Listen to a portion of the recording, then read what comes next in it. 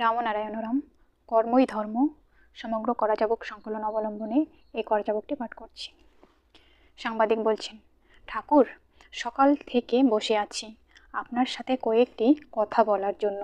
হাজার হাজার দর্শনার্থীর ভিড়ে আপনার কাছে এগুতে পারছি না। এতক্ষণে একটু সময় পেয়েছি, যদি অনুমতি দেন দু একটি কথা বলতে চাই। পরমপিতা বলছেন, এখানে পরমপিতা হিসেবে ঠাকুরকে বলা হয়েছে। পরমপিতা বলছেন, বেশ তো, বলো কি বলতে চাও। সাংবাদিক বলছেন, আজ্ঞে, শুনেছি ঠাকুর বললে আপনি অত্যন্ত অসন্তুষ্ট হন, তাই ঠাকুর শব্দটি উচ্চারণ না করে আমরা আপনাকে পরমপিতা বলে সম্বোধন করছি। হে পরমপিতা, দেশের বর্তমান পরিস্থিতি সম্পর্কে আমাদের কিছু জিজ্ঞাস্য আছে। আমাদের দেশে তথা সমগ্র বিশ্বে ধর্ম নিয়ে চলেছে বহু মতবিরোধ। এ বিষয়ে বিভিন্ন মতাবলম্বী বিভিন্ন ধরনের কথা বলেন, কিন্তু উত্তরের দিক থেকে আমরা কোনোটাতেই ঠিক খুশি হতে পারছি না। মনের তৃপ্তির দিকে কোথায় যেন একটা অভাব থেকে যাচ্ছে।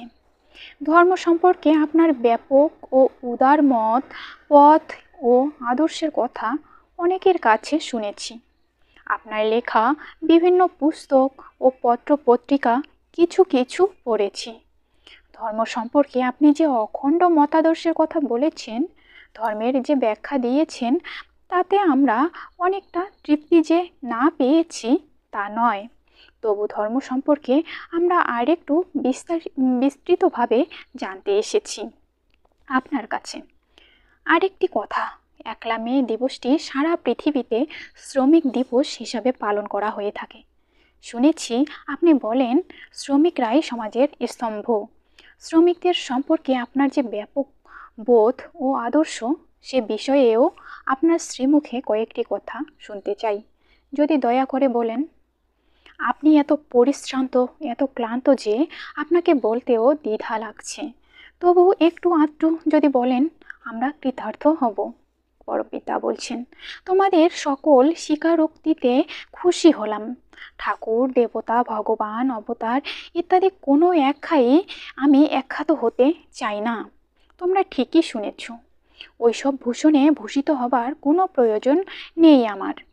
বাবা মা যে নাম দিয়েছেন সেই নামই যথেষ্ট। ঠাকুর বলতে এখানে যা বোঝা যায় বা যা বোঝানো হয়েছে, এবং ঠাকুর সম্পর্কে যে ব্যাখ্যা বিবরণ ও তত্ত্ব আছে, সেটা প্রমাণিত না হওয়া অবধি কাউকে ঠাকুর বলাটা আমি নিজে পছন্দ করি না। লক্ষ্য করে দেখেছ কি না জানি না, ঠাকুর শব্দটি নানা অর্থে ব্যবহৃত হয়। দেবতা ও ঠাকুর, মঠে মন্দিরে গৃহে যাবতীয় মূর্তি বিগ্রহ যা আছে সব ঠাকুর। আবার গুরু গোসাই যারা আছেন তাদেরও ঠাকুর বলা হয়। আবার রান্নার লোককেও ঠাকুর বলে।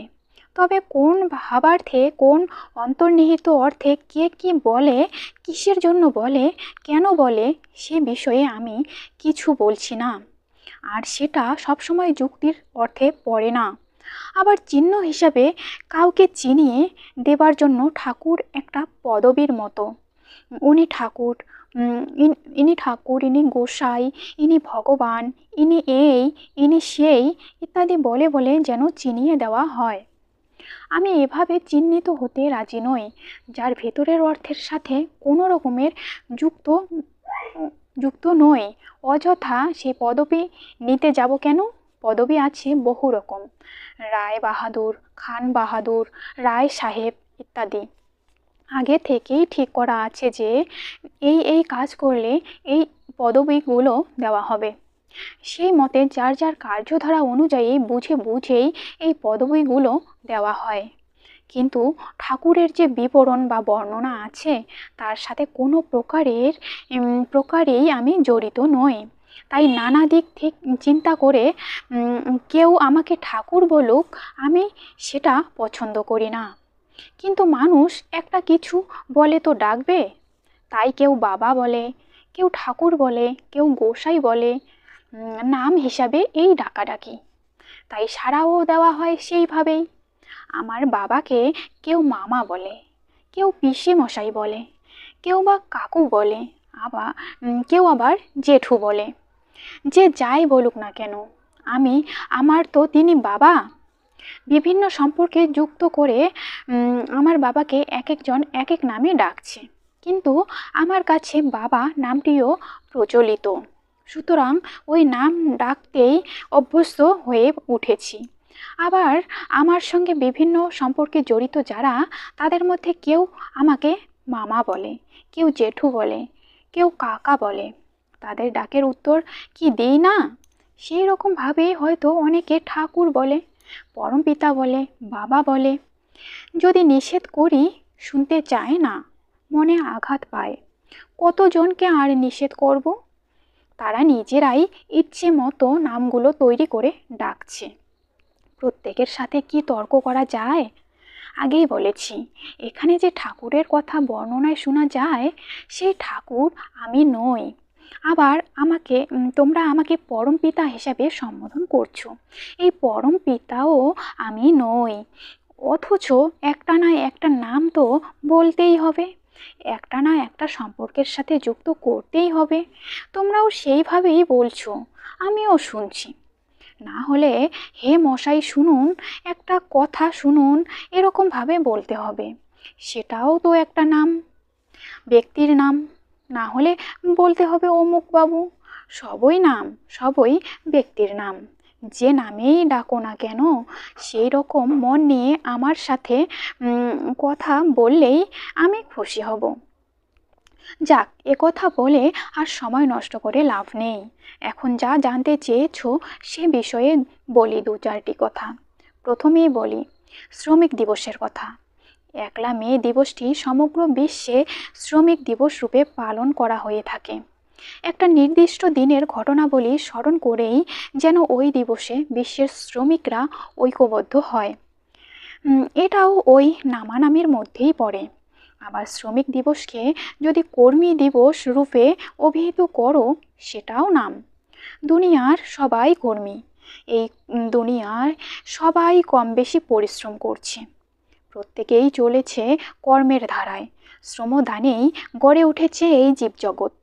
প্রত্যেকে প্রকারান্তরে প্রত্যেকের সহযোগিতা নিয়েই চলেছে। সেইভাবেই এক শৃঙ্খলার সুরে আজকের জগৎ এগিয়ে চলেছে। সৎভাবে, সৎ মনে, সৎ চিন্তায় নিষ্ঠা ভরে যদি শ্রমশক্তিকে কাজে লাগানো যায়, কি না করা যায়? শ্রমদানে, শ্রমশক্তিতেই এই জগতের রূপ, জগতের ব্যবহার। সেই শক্তি যদি স্বচ্ছ গতিতে, নিষ্ঠার আদর্শে স্বতঃস্ফূর্তভাবে সবার মাঝে জাগরিত হয়, তবে কত সুন্দর হয় বলো তো? হয় না? কথা বলা চলে না, হচ্ছে বলেই আজকের জগৎ অব্যাহত গতিতে এগিয়ে চলেছে। কারিগরি শিল্প, স্থাপত্য ও ভাস্কর্য শিল্প, যানবাহন ও নিত্য ব্যবহার্য জিনিসপত্রের নব নব আবিষ্কারে আমাদের জীবনযাত্রাকে সুনিয়ন্ত্রিত করার প্রয়াস চলেছে দীর্ঘদিন ধরে। কত সূক্ষ্ম, কত সুন্দর কারুকার্যের মাধ্যমে যে গড়ে উঠেছে এই শিল্পকলা, ভাষায় ব্যক্ত করা যায় না। কত নিপুণ কারিগরের শ্রমদানেই সেটি সম্ভব হয়েছে, ভাবলে আশ্চর্য হয়ে যেতে হয়। গভীরভাবে লক্ষ্য করলে দেখা যায়, সূক্ষ্ম থেকে অতি সূক্ষ্মের দিকেই যেন ক্রমশ এগিয়ে চলেছি আমরা। কত পরিশ্রম করে হাতুড়ি বাটালি নিয়ে, কোদাল দিয়ে মাটি কেটে, গাছগাছরা কেটে চারিদিকে বিভিন্ন রকমের ঘরবাড়ি, প্রাসাদ তৈরি করা হচ্ছে। এর ফলে শিল্পের দিক থেকে কত বিভাগ, কত সূক্ষ্ম থেকে সূক্ষ্মতর বিভাগের সৃষ্টি হয়েছে।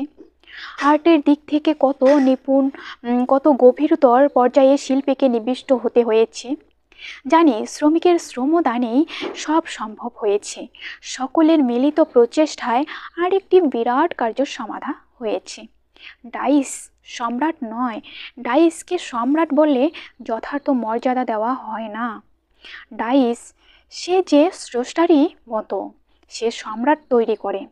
ডাইস তার শ্রমদানে পৃথিবীকে ভরপুর করার চেষ্টা করছে। বলতে পারো, ভরপুর তো সবাই নয়, সেটা কেন হয়? শ্রমশক্তিটা অনেকে বিকৃতভাবে ব্যবহার করে বলেই এই দুরবস্থাটা দেখা যাচ্ছে।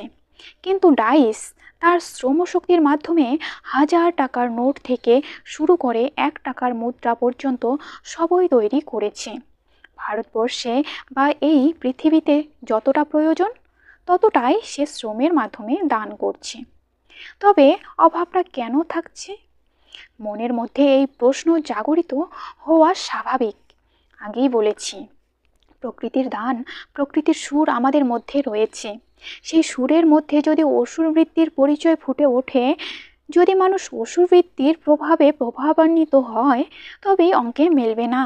অঙ্ক না মিললে সেই অঙ্ক ভুল হবে। আর অঙ্কের সেই ভুলটা যদি পরিবেশন করা হতে থাকে, তবে অঙ্কের ব্যবহারে সব জায়গায় ভুলই চলতে থাকে। কিন্তু অঙ্কের সংশোধন আছে, সংশোধনের পথও আছে। সেই সংশোধনের দিক থেকে যদি আমরা সরে থাকি, সেদিকে মনোযোগ না দিই, তাহলেই হবে সবচেয়ে বড় দুর্নীতি। আকাশ বাতাস আলো জল মাটি প্রকৃতির এই মহান কর্মীরা কি অক্লান্তভাবে শ্রমদান করে চলেছে তাকিয়ে দেখো তো। প্রকৃতির আদর্শলিপি পাঠ করো, তাহলেই শ্রমদানের তাৎপর্যটি অনুধাবন করতে পারবে। বাতাস তার শ্রমদানে কিভাবে জীবজগৎকে রক্ষা করছে, সূর্যের আলো তার শ্রমদানে লালনে পালনে রক্ষণাবেক্ষণে এই সৃষ্টিকে বাঁচিয়ে রাখছে। জল মাটি সবাই তাদের শ্রমদানে ব্যাপকভাবে জীবজগৎকে রক্ষা করছে। কিভাবে করছে, কোথা থেকে করছে, কেমন করে করছে, সে বিষয়ে এখন কিছু বলছি না। কিন্তু একটা ধারাবাহিকতার ধারায় সুশৃঙ্খলভাবে জীবজগতের সবার ভিতর থেকেই যে এই চেষ্টা চলে আসছে, সে বিষয়ে কোনো সন্দেহ নেই। আজ যদি প্রকৃতির সৃষ্ট জীবকুলের মাঝে ক্ষুধা না থাকতো, ক্ষুধার চাহিদা যদি পরিলক্ষিত না হতো, তবে প্রয়োজনের তাগিদে শ্রমের দিকটাও শিথিল হয়ে যেত। কিন্তু জন্মের পরে ধীরে ধীরে বয়োবৃদ্ধির সাথে সাথে দেহের ইন্দ্রিয়গুলো সতেজ হয়ে উঠছে এবং তাদের বৃত্তি নিবৃত্তির দিকেই এগিয়ে যাচ্ছে। যাবতীয় বৃত্তি নিবৃত্তির দিকে এগিয়ে যাওয়াতে দেহের জ্বালা যন্ত্রণা ও চাহিদা বাড়ছে। তার ফলে অতি সূক্ষ্ম বস্তু আবিষ্কারের চেষ্টায় কর্মশক্তি ও শ্রমশক্তি নিয়ে আমরা ঝাঁপিয়ে পড়ছি। আমরা ক্রমশ সূক্ষ্ম থেকে সূক্ষ্মতার মাঝে ডুবে যাচ্ছি, ভিতরের রহস্য খুঁজছি। এই ইন্দ্রিয়গুলো আমাদের গাইড করছে, ইন্দ্রিয়গুলো আমাদের গাইড করছে। ইন্দ্রিয়ের চাহিদাগুলো নতুন উদ্যমে কর্মশক্তি নিয়ে এগিয়ে যাওয়ার জন্য আমাদের প্রেরণা দিচ্ছে। দর্শনে তৃপ্তি, দর্শনে আনন্দ, সেই তৃপ্তির ধারাকে রক্ষা করার জন্য, দর্শনের বস্তুকে অপরূপ রূপে পরিণত করার জন্য কত ব্যবস্থা। আনন্দের বিষয়গুলোকে আমরা তৈরি করে চলেছি দর্শনেন্দ্রিয়ের তৃপ্তি সাধনের জন্য।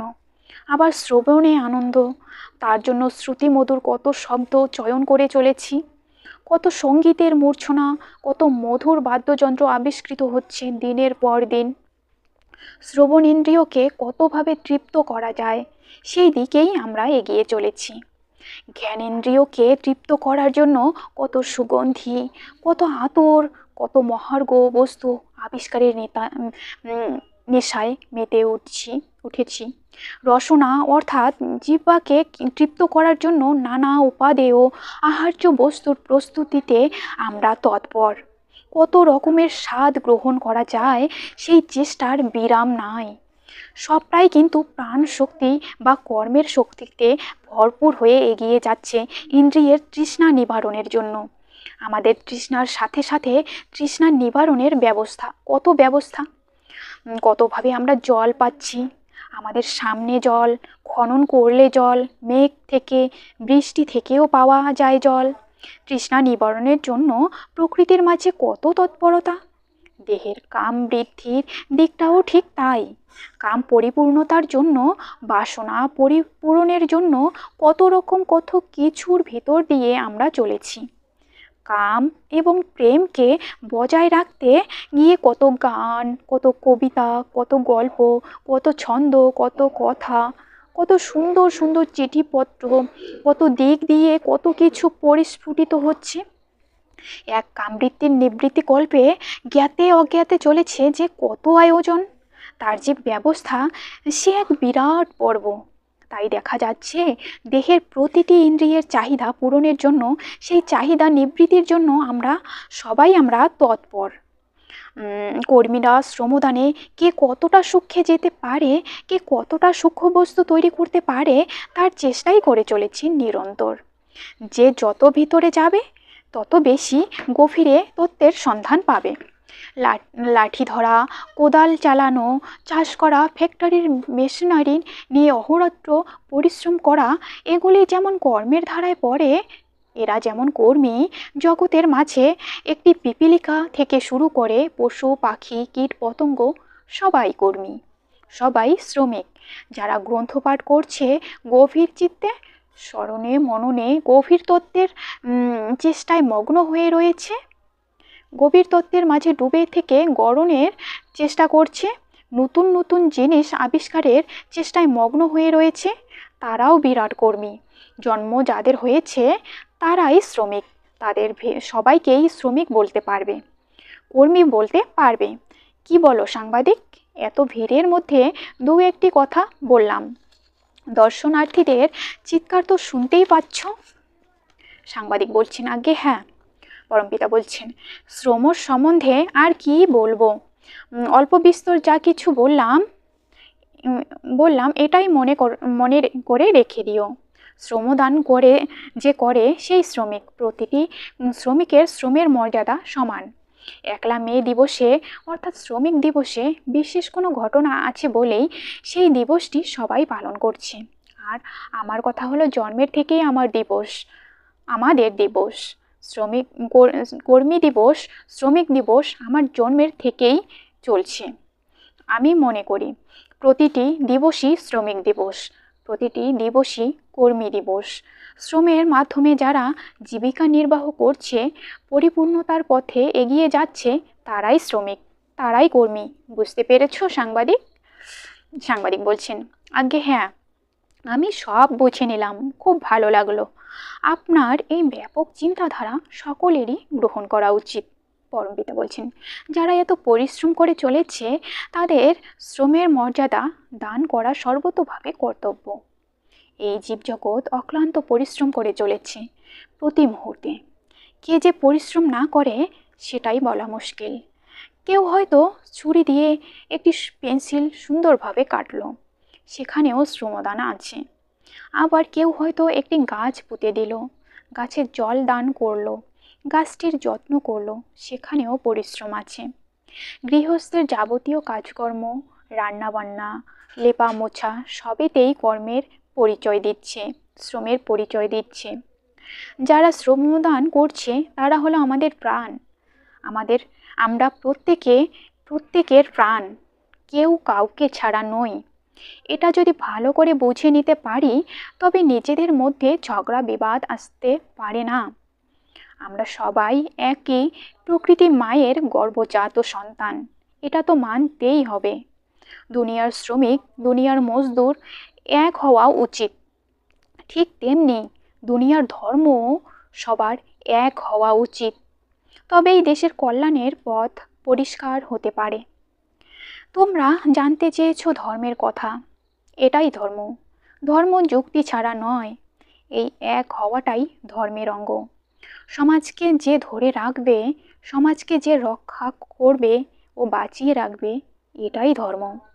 ফ্রিজ যেভাবে কাজ করে, যে জিনিস কাল নষ্ট হয়ে যাবে ফ্রিজে সেটা 7 দিন 8 দিন ভালো থাকছে, ঠিক সেইভাবে যারা শ্রমিক, যারা কর্মী, যারা চিন্তাশীল, তারা সমাজটাকে রক্ষা করার চেষ্টা করছে ওই ফ্রিজ ওয়ার্কের মতো।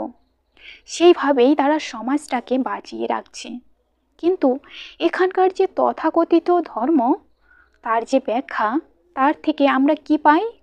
চিন্তা করার বিষয়। আজ থেকে নয়, কয়েক হাজার বছর থেকেই বিজ্ঞানীরা কত জিনিস আবিষ্কার করেছেন।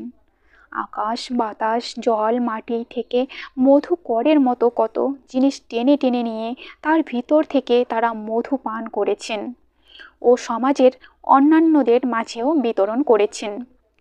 সেটা সমাজে এখনও চলছে। ভারতবর্ষে কত হাজার হাজার মঠ মন্দির আছে, সেখানে কত কত গুরু মহানরা এলেন আর গেলেন। যে প্রচেষ্টায় এই জগতে কত কঠিন কঠিন বস্তু আবিষ্কৃত হয়েছে, যে প্রচেষ্টায় কত অসাধ্য সাধন করে একটি জিনিস আবিষ্কার করে তারা অগণিত মানুষের কল্যাণে জীবন উৎসর্গ করেছেন। বলতে পারো এমন কোনো প্রচেষ্টায় এইসব মঠ মন্দিরের কেউ কোনো পাথরের অথবা মাটির মূর্তি থেকে বা কোনো বিগ্রহ থেকে মধু অর্থাৎ সাড়া বের করতে পেরেছেন কি? দেবদেবতার মূর্তির ভিতরের রহস্য উদ্ঘাটন করা কি সম্ভব হয়েছে? কিন্তু হাজার হাজার বছর ধরে খোঁজের মাঝে এই নিখোঁজের সাড়া খুঁজে যাওয়ার এখনো বিরাম নাই। সেই দ্বন্দ্ব এখনো রয়েছে, আজও হলো না তার সমাধান। এই যে রেডিও, টিভি অর্থাৎ দূরদর্শনের যন্ত্রপাতি যারা আবিষ্কার করেছেন, প্রায় 40-50 বছর ধরে একটানা অক্লান্ত পরিশ্রম করেছেন তারা। 40 বছরের সাধনা তারা জগৎবাসীকে দিয়ে গেলেন। ইদানিং অতি অল্প সময়ে সেটি প্রস্তুত করা সম্ভব হচ্ছে। রেডিও, টিভি ইত্যাদি টিভি তৈরি করতে দিনে 1 ঘন্টায় ফিনিশ করে দেয়। তাহলে 40 বছরের সাধনা ইকুয়াল টু 1 ঘন্টায় এসে দাঁড়িয়েছে। যে জিনিসটা প্রথমে আবিষ্কৃত হয়, তারপর সেটা যাতে সুলভে পাওয়া যায়, ক্রমশ অতি সহজে সবাই যাতে ব্যবহার করতে পারে, তার পথ আপনিই প্রশস্ত হয়। মনসংযোগে আপনি এটা হয়। কিন্তু হাজার হাজার বছর যাবৎ এই যে চলেছে দেবদেবতার আরাধনা, পূজা পার্বণ, যাগযজ্ঞ, আমরাও নিষ্ঠা সহকারে সেগুলি দেখি, শুনি এবং তাতে যোগদান করি। বহু লোক এসে বিগ্রহের সামনে, মূর্তির সামনে আকুল হয়ে অন্তরের প্রার্থনা জানায়, কান্নাকাটি করে। কিন্তু কোথায়? হারা উদ্দেশ্যেই চলেছে প্রায় সবাই। যদি কিছু পাওয়া যায় এই আশায় দিন গুনছে। কিন্তু আশা পূরণের হদিশ কেউ দিতে পেরেছেন কি?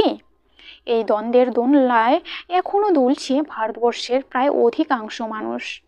কত দুর্গম পথ অতিক্রম করে কত ভক্ত মন্দিরে মন্দিরে গিয়ে কাতরভাবে ডাকছে, হে মহাদেব, হে মহাদেব, হে শিব, হে কৃষ্ণ, হে শিবায় নমঃ, ওং শিবায় নমঃ, ওং শিবায় নমঃ, ওং কৃষ্ণায় নমঃ, ওং কৃষ্ণায় নমঃ ইত্যাদি। কিন্তু বৃথা চেষ্টা। তারা ডেকেই সাড়া হলো, সাড়া আর মিলল না। এতদিন ধরে দেখে আসছি, মঠে মন্দিরে মসজিদে গির্জায় ভগবান আল্লাহ গডকে ডাকলে আসেও না, সাড়াও দেয় না। যদি সাড়া দিত তাহলে জগতের চেহারা এরকম থাকতো না। এত অন্যায়, অপরাধ, দুর্নীতি করার সাহস কেউ পেত না। কিন্তু বহু বছর ধরে ভক্তরা আকুল হয়ে দেবদেবতাদের ডেকেই চলেছে। কিসের আশায়, কোন নেশায় তারা ডাকছে বলো তো?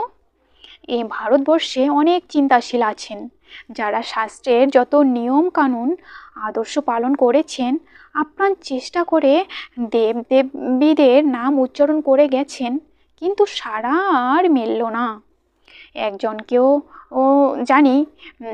একজনকে জানি, অত্যন্ত নিষ্ঠাবান ব্যক্তি। একবেলা নিরামিষ আহার করতেন এবং শুদ্ধাচারে জপ তপ করতেন। তার জপের মালার রূপার দানাগুলি ছিল ছোট ছোট মার্বেলের মতো। 25 বছর একটানা জপ করেছেন তিনি। কারো দিকে তাকাতেন না, কথা বলতেন না। কমপক্ষে 18 থেকে 20 ঘন্টা জপ করতেন প্রতিদিন। জপ করতে করতে মার্বেলের মতো রূপার দানাগুলি ছোট মটর দানার আকারে পরিণত হয়ে গেছে। 25 বছর জপ করতে করতে এই অবস্থায় এসে দাঁড়িয়েছে। ওকে জিজ্ঞাসা করলাম, কিছু সাড়া পেয়েছো? আগে না, কোনো সাড়া পাইনি। ঘুমের চোখে তন্দ্রার ঘোরে একটু আধটু দেখেছি। আমি বলি, ঘুমের চোখে মানুষ রাজাও হয়, প্রজাও হয়, ওগুলোর কোনো দাম নাই। জাগ্রত অবস্থায় দেখেছো? সে বলে, আগে না, জাগ্রত অবস্থায় দেখি নাই।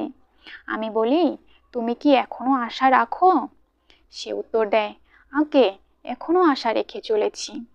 আমি নিষ্ঠা মতো চেষ্টা করেছি, পাওয়া যায় কি না দেখবার আশায় সাধ্যমতো জপ করেছি। এই তো অবস্থা। এই অবস্থায় চলেছেন অনেকেই। বাংলা ভারতবর্ষে কত মহান, কত অবতার, কত বড় বড় সব ছিলেন বা এখনো আছেন শুনেছি। দেব দেবীদের দর্শন সম্পর্কে, সারা সম্পর্কে কোন আশার বাণী তারা দিয়ে গেছেন, যাকে অবলম্বন করে বহু মানুষ পরম ভক্তি ভরে নামে জপে এখনো তন্ময় হয়ে রয়েছেন। জানি না কিসের আশায় তারা তাদের জীবনকে উৎসর্গ করে দিয়েছেন, তবু আমরা কাউকে বিমুখ করতে রাজি নই। চিন্তাশীল ব্যক্তিরা যে আশার বাণী দিয়ে গেছেন, তাকে উপেক্ষা করে কাউকে অবজ্ঞা করার পক্ষপাতী নই। তাদের মান সম্মান মর্যাদা রক্ষা করার জন্য দেবদেবতা সম্পর্কিত এই বিষয়টিকে অপশনাল সাবজেক্ট হিসাবে রাখতে চাই। কবে দর্শন পাবে, আদৌ পাবে কি না, পাওয়া সম্ভব কি না, আশা নিরাশার এই দ্বন্দ্বে দোদুল্যমান হয়েও সব জেনে শুনেও একে হাতছাড়া করতে চাই না। হাতের পাঁচ হিসাবে রেখে দিয়ে দেখতে চাই কি আছে কি নেই। দেবদেবতা সম্পর্কে আমরা আছেও বলতে পারছি না, নাইও বলতে পারছি না, কারণ উভয় পক্ষেরই প্রমাণের অভাব।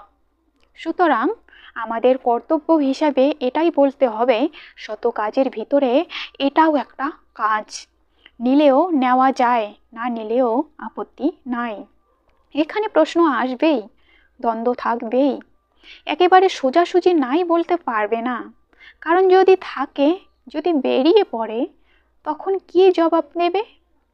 শূন্যের যখন শেষ নাই, এখন পর্যন্ত শেষ পাওয়া যাচ্ছে না।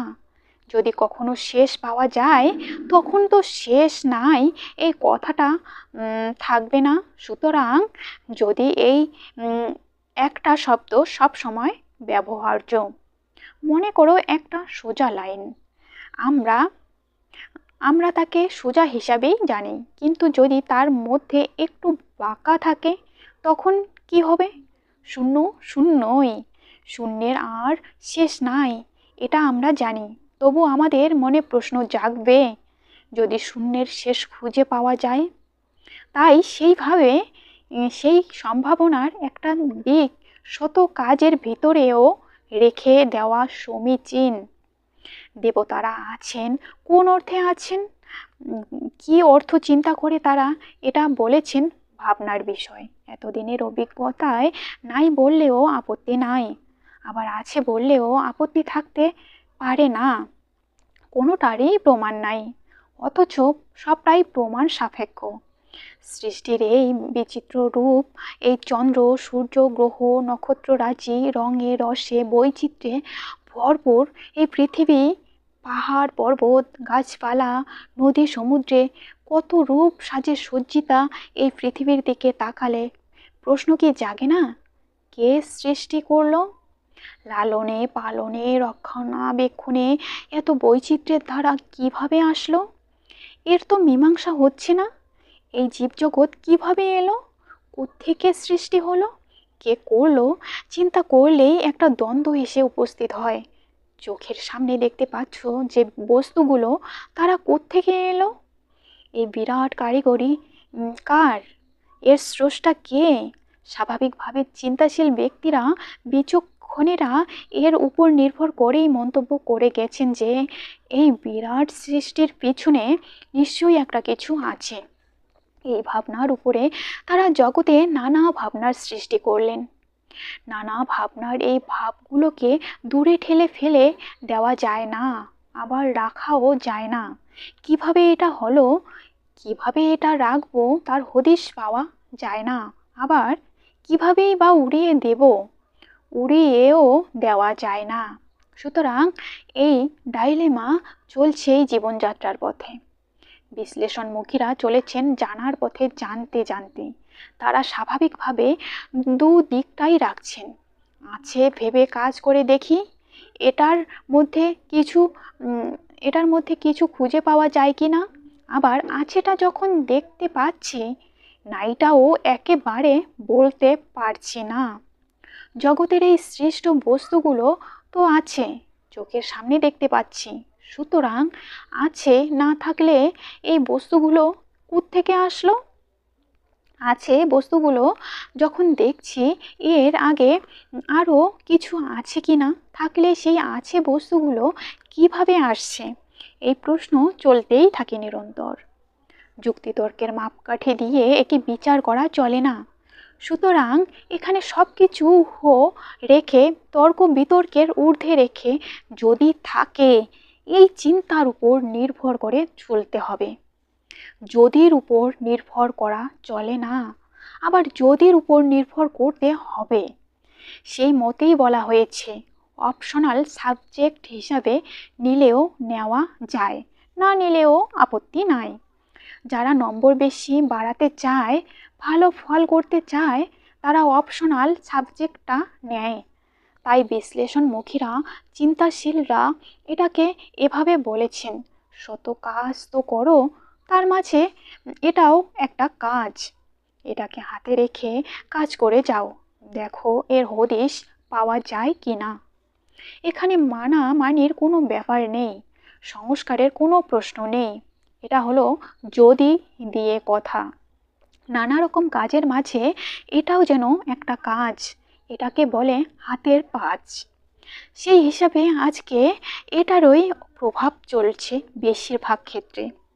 যদি থাকে, যদি পাওয়া যায়, এই আশায় এই নিয়ম পালন করলে হয়তো সাড়া দেবে, তাই এখনও করে যাচ্ছে অনেকে।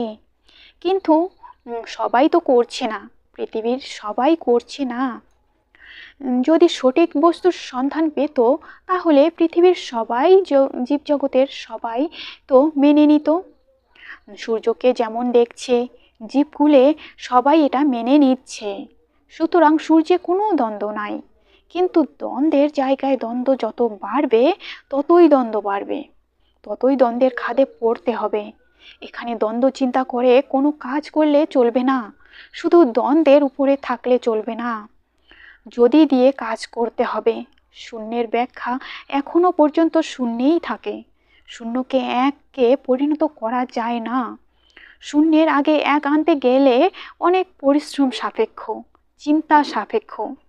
শূন্য শূন্যই, কিন্তু শূন্যের আগে এক যদি দাঁড় করাতে পারে, তবে শূন্যের মূল্য বেড়ে গেল। শূন্য এবং পূর্ণ, এই দুই পাশাপাশি থাকে, পাশাপাশি।